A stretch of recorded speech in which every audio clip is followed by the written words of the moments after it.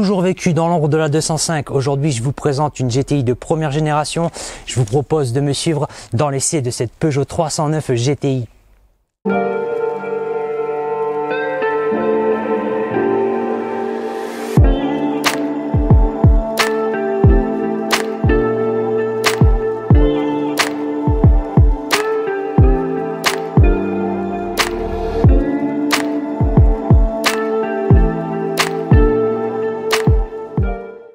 Trois marques à gérer, c'était peut-être un peu trop pour le groupe PSA dans les années 80.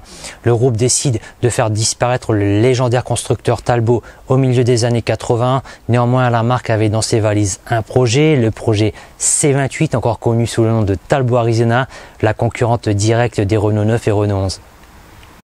Ce projet C28 sera tout simplement repris par Peugeot. Alors la base utilisée, c'est celle de la 205. On a un châssis un peu rallongé avec 5 cm de plus.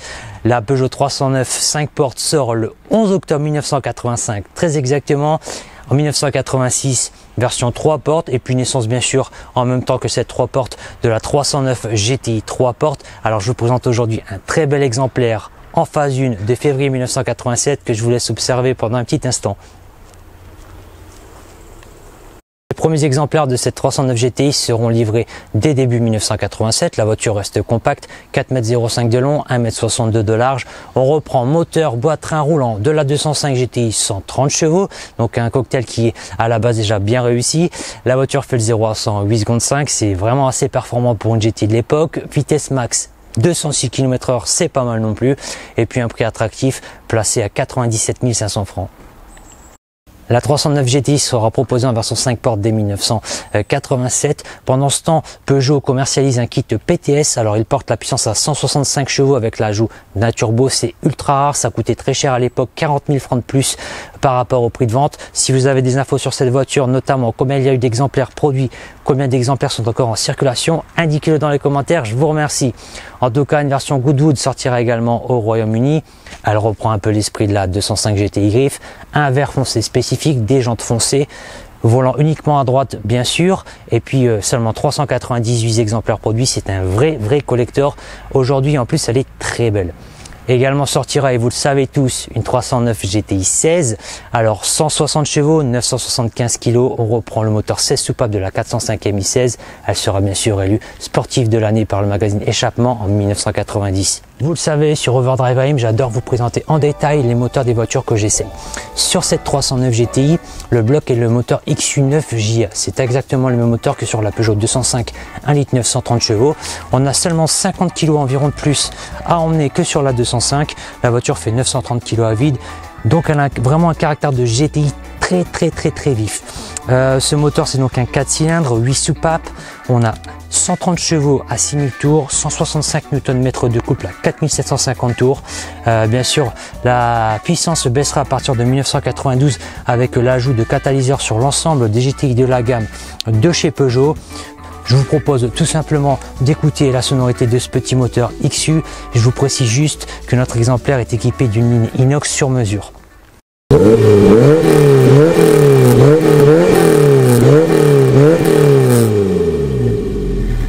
La voiture que je vous présente aujourd'hui avec beaucoup de plaisir, c'est donc une 309 GTI de février 1987, une des toutes premières, donc une phase 1 3 portes.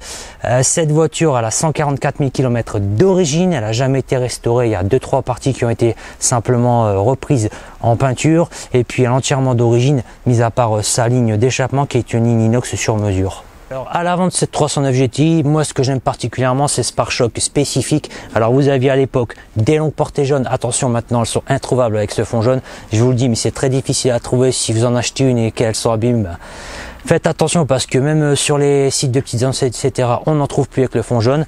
Les anti-brouillard jaunes également d'époque, et puis ce liseré rouge qu'on retrouve comme sur la 205 GTI, ça donne un peu de piment, un peu de caractère à l'ensemble de la carrosserie. Et puis surtout, alors ça c'est pas spécifique à la 309 GTI, mais ce que j'aime, ce sont les petits globes jaunes qui se trouvent dans les phares et qui donnent vraiment un caractère très éthique à la voiture. Cette 309 GTI, eh bien, elle est équipée des mêmes jantes que la 205 GTI, donc c'est du 15 pouces avec des freins en 247 mm ventilés à l'avant, 247 mm plein à l'arrière. Je vous préviens tout de suite, il n'y a rien de spectaculaire au niveau du freinage, même si on a 4 freins à disque. On a bien sûr le liseré rouge que l'on retrouve sur l'ensemble de la voiture. On le retrouve également sur les bandeaux de chaque côté de la voiture. Donc voilà, un peu la spécificité de l'auto. Bien sûr, les ailes n'ont pas d'extension, contrairement à la 205 GTI. Alors, est-ce que c'est regrettable ou pas? Je sais pas, moi je trouve que ça reste assez épuré, et puis je trouve que la voiture au final, elle en avait pas besoin. À l'arrière de cette 309 GTI, on a bien sûr ce pare-choc spécifique avec le liseré rouge qui fait le tour de la voiture, la grappe arrière, marque de fabrique des Peugeot dans les années 80, logo Peugeot et bien sûr le mythique logo GTI que l'on retrouve sur la 205. Et puis un élément vraiment sympa que je voulais vous montrer, c'est ce béquet. Alors ce béquet, je pense qu'il y a eu un peu plagiat à l'époque chez Peugeot parce que c'est à peu près le même qu'on retrouvait sur la Porsche 944. Et puis surtout, je vais vous montrer un petit truc sympa, c'est les petites huiles qui se trouvent au-dessus et en dessous et qui permettent l'évacuation de l'eau en cas de pluie. Au niveau du coffre, eh bien ce coffre il est très grand, enfin en tout cas pour une 3 portes je trouve qu'il est vraiment pas mal.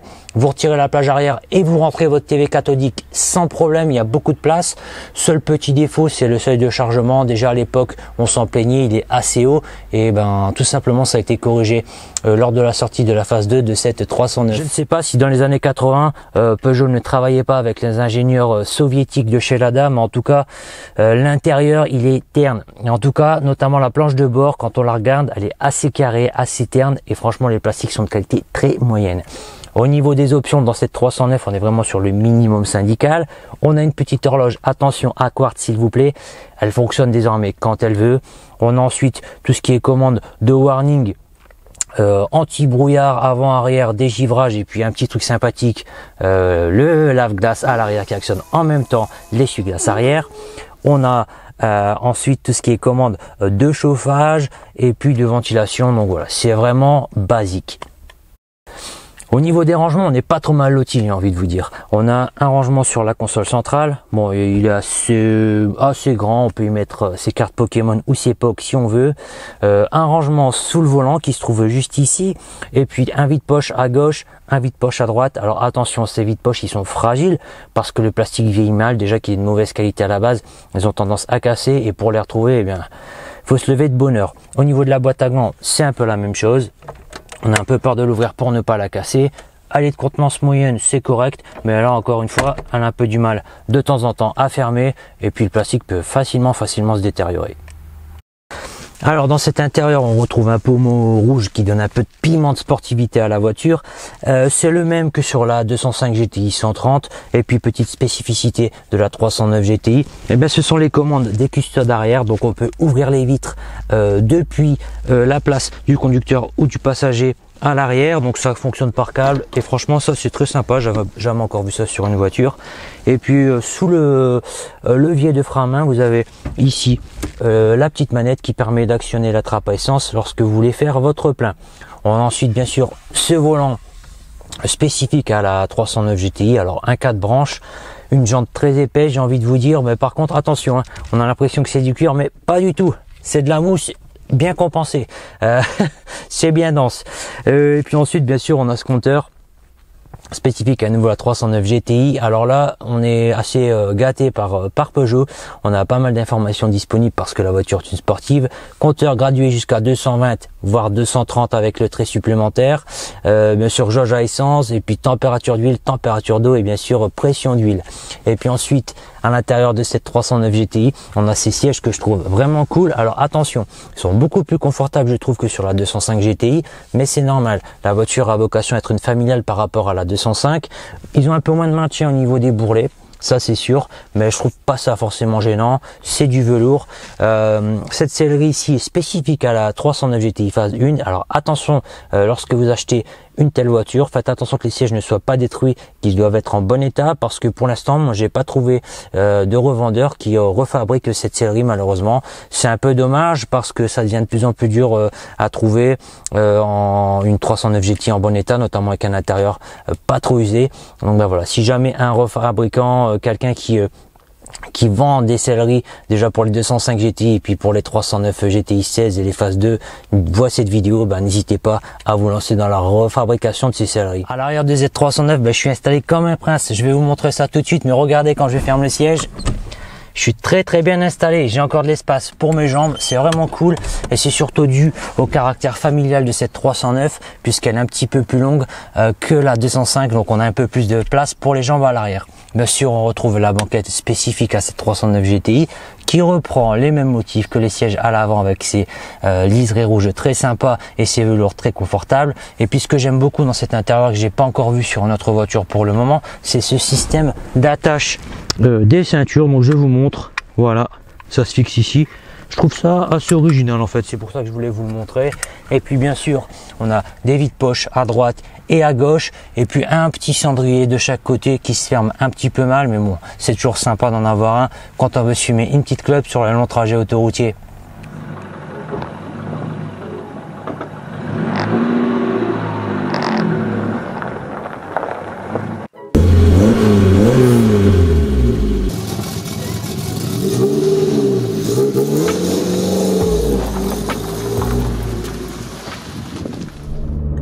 Alors nous voilà à bord de cette 309 GTI. Alors je peux vous dire que son moteur XU il est juste sensationnel.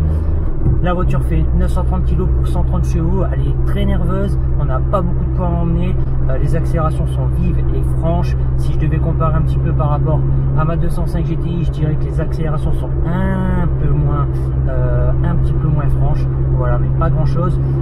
Bien sûr, on n'est pas sur une sportive moderne, donc avec 130 chevaux, on va pas vous coller dans le siège, ça c'est certain, mais on a tous les éléments pour se faire plaisir, on a un vrai comportement de GTI qui vous donne. Alors au niveau de la boîte de cette GTI, je vais pas critiquer l'étagement de la boîte, c'est pas ça qui me dérange, c'est plutôt le fait qu'on est sur une boîte qui a bientôt 35 ans, il faut se mettre ça en tête, et je trouve que la commande manque un peu de précision. Pour vraiment emmener la voiture vite et la conduire de manière sportive sans faire craquer la boîte, il faut bien connaître sa voiture pour pouvoir bien passer les vitesses tout simplement. Donc là je suis sur une route secondaire en sortie d'agglomération, il n'y a absolument personne derrière moi ni devant moi, je suis à 40 km/h, je suis en seconde, regardez un petit peu comment ce XU réagit, et on repart jusque 80, ça demande qu'à accélérer, on a juste envie de mettre les gaz, voilà, ça monte très vite jusque 80, c'est largement suffisant, voilà, c'est vraiment top. Alors au niveau du châssis sur cette 309 GTI, on a affaire à toute l'expertise de Peugeot. Le train avant est scotché à la route, franchement c'est très incisif, c'est excellent. Par contre à l'arrière, c'est bon, ça suit jusqu'à temps que ça atteigne certaines limites, comme la 205 GTI. Bon, rassurez-vous, la voiture a un comportement quand même très rassurant, on n'atteint pas la limite comme ça, on peut remettre un petit coup de gaz dans les virages sans trop de soucis, en tout cas en sortie de virage. Par contre, voilà, une fois que ça décroche, une fois que ça atteint sa limite, et l'arrière va glisser, ça va déraper un peu, mais petit à petit on s'y fait. La direction en elle-même, écoutez, à nouveau super boulot de chez Peugeot, elle est super précise, on place la voiture comme on veut. Elle est insistée de série, ça c'est sûr. Par contre, elle est dure. Ça, je vous préviens, si vous en conduisez une, vous allez être surpris parce que c'est pas du tout comme une voiture moderne. Au niveau du confort, sur cette 309 GTI, écoutez, on est super bien installé, hein. Ces sièges ils sont super confortables, les sièges en velours, même si on a un peu moins de maintien latéral que sur la 205 GTI, moi je trouve que c'est largement suffisant. Et puis au niveau de la suspension, on est sur une suspension de sportive, donc elle absorbe bien les aspérités de la route sans trop vous secouer, donc c'est un bon. Et puis au niveau du freinage de cette 205 GTI, alors on a une voiture légère avec 4 freins à disque. Par contre, c'est encore une fois un freinage qui a 35 ans, donc il n'est pas spectaculaire.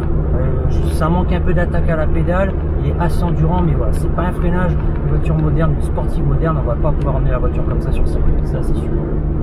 Ce qui me dérange le plus dans la voiture, ce sont les bruits parasites. Ce que j'entends par bruit parasite, ce sont tous les petits craquements de plastique à droite, à gauche. Là encore, c'est dû à la mauvaise qualité des plastiques de base, hein. C'est pas terrible comme je vous l'ai dit, et puis c'est pas forcément hyper bien installé de base. Il n'y a pas énormément d'isolant, ce genre de truc. Donc voilà, on entend un peu les plastiques craquer lorsqu'on prend des virages ou lorsqu'on roule.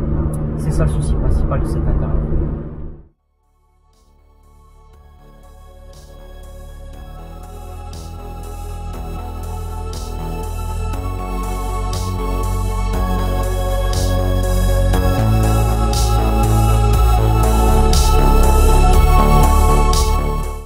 Bonne nouvelle, vous n'allez pas vider votre PEL à chaque passage à la pompe avec cette 309 GTI. Les consommations sont raisonnables, on est sur 10 litres en ville, 8,5 en mixte.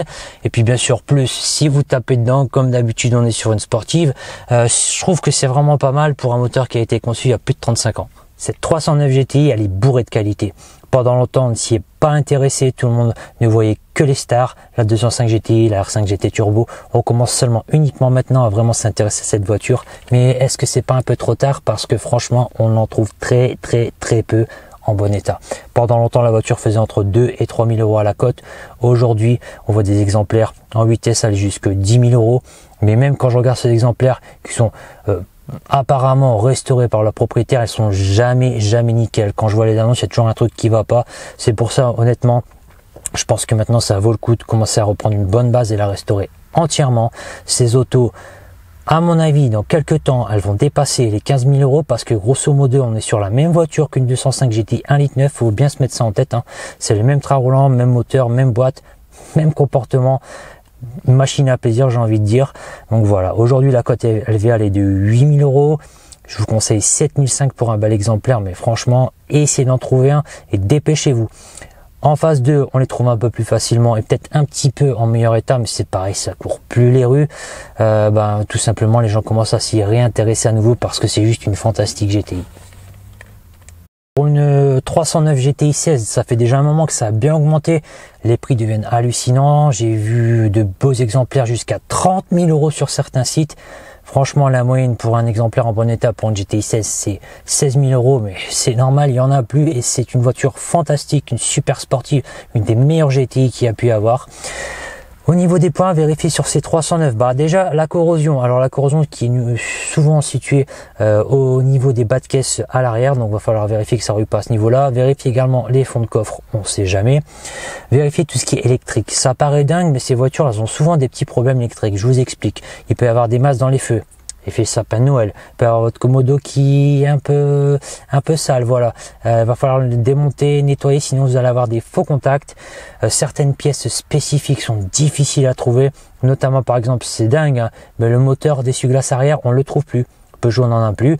J'ai regardé, j'ai un peu cherché partout, il n'y en a pas en annonce. J'ai regardé, on peut en trouver peut-être en fouinant en Angleterre, mais ça devient compliqué. Les longues portées sont très sensibles. Souvent, les longues portées ne fonctionnent pas sur ces voitures. En jaune, elles sont introuvables. J'ai fait l'ensemble des sites pour essayer d'en trouver. S'il y en avait en repro, je n'ai pas trouvé. Donc, si jamais vous avez un lien, mettez-le dans les commentaires, pardon, tout simplement. Mais moi, j'ai pas réussi à en trouver.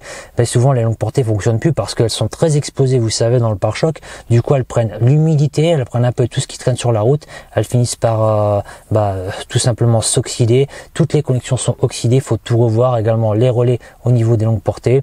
On peut également avoir des soucis tout simplement au niveau des lèvres-vitres, l'horloge qui a tendance un petit peu à fatiguer, malheureusement on ne le retrouve pas non plus. Donc tout ça, c'est des points qu'il va falloir revoir, en tout cas vérifier sérieusement lors de votre achat. Soyez également attentif au train arrière parce que c'est du PSA, alors en refabriqué ça se trouve, renforcé, etc. Je vous l'ai déjà dit, 400 euros environ un train, peut-être même 350, mais ensuite il va falloir le poser.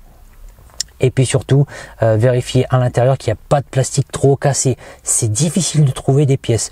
Alors, tout ce qui est vide-poche, si jamais les gens de Peugeot, vous voyez cette vidéo, il faut refabriquer les vides-poches pour les 3 portes. Je les ai pas trouvés sur votre site, j'ai trouvé pour les 5 portes. En Oka, c'est très compliqué, ils se fissurent facilement, c'était fragile. Même chose pour les boîtes à gants. La casquette de compteur maladie sur celle-ci, elle n'est pas cassée, mais ça peut rapidement casser. Les plastiques sont très fragiles. Donc tout ça à vérifier lors de votre achat. Et puis bien sûr, la sellerie, comme je vous l'ai dit, la sellerie n'est pas refabriquée. Donc c'est assez compliqué. Alors on trouve pour la phase 2, pour la GTI 16, mais pas pour la phase 1. S'il vous plaît, si vous êtes distributeur de sellerie et que vous êtes spécialisé dans les 205, etc., faites une sellerie pour cette 309 GTI phase 1 en neuf. Refaites des housses, refaites des mousses, tout ce que vous voulez. Mais il y a des gens qui vont commencer à s'y réintéresser et à refaire ces voitures à neuf, à les restaurer. Donc je trouve que c'est assez important. Voilà, je pense qu'on a fait le tour de la question sur cette 309 GTI. Et maintenant, on passe à la suite et vous savez très bien que c'est la notation. Cette 309 GTI, elle a toujours été mal aimée. On a toujours préféré le design de la 205 par rapport à cette 309. Aujourd'hui, je trouve qu'elle retrouve ses lettres de noblesse. On est sur une vraie GTI de première génération. J'aime beaucoup son design assez particulier et spécifique. Ses jantes en 15 pouces, ses liserés rouges et puis également son béquet qui me rappelle bien sûr la Porsche 944. C'est pour ça qu'on a une vraie GTI, une vraie sportive des 80s et que je lui accorde la note bien méritée de 7,5 sur 10.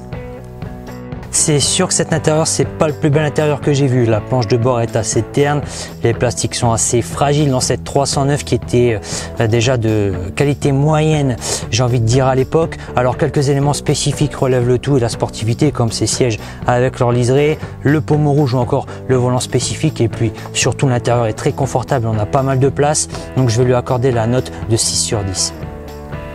Cette 309 GTI, elle reprend les freins roulants, la boîte et le moteur de la 205 GTI. On a un cocktail détonnant. Alors bien sûr, les freins sont un peu perfectibles. Par contre, le confort est assez bon. La tenue de route également. Elle remplit son rôle, être une vraie GTI de première génération. Elle donne le sourire à son pilote, à son conducteur. C'est bien là le principal. C'est pour ça que je lui accorde la 9, bien méritée sur la route de 9 sur 10. Les amis, ainsi s'achève l'essai de cette Peugeot 309 GTI. J'espère que la vidéo vous aura plu.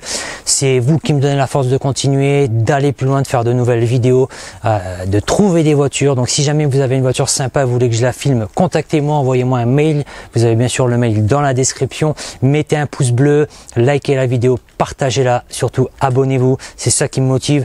J'adore quand les gens me mettent des commentaires positifs. Je vous dis encore une fois merci. C'était Alex pour Overdrive AM. Je vous dis ciao et à bientôt.